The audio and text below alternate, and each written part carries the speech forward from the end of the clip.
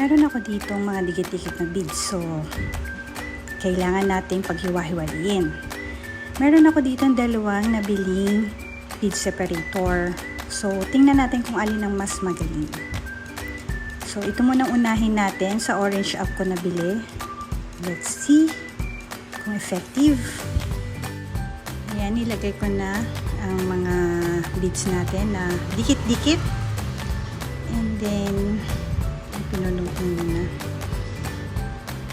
And then, itatakloban natin. And then, saka natin paikot-ikutin kaliwa kanan. Diyan medyo parang madidikit siguro yung beads, kaya nahihirapan akong iikot ang beads niya or iikot yung bilog na yan na equipment. So let's try. Maganda ba yung pagkakaseparate ng ating beads na dikit-dikit? Ayan.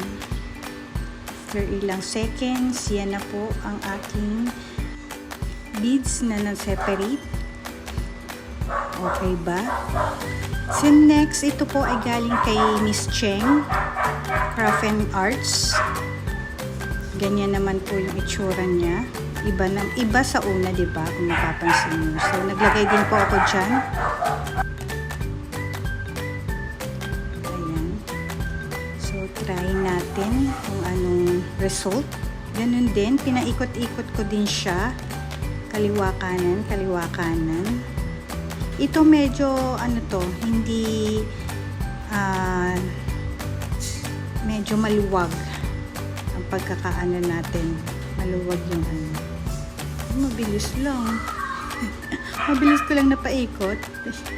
So try natin kung ito halos same. So comment below po kung alin ang nagustuhan nyo, yung una or yung pang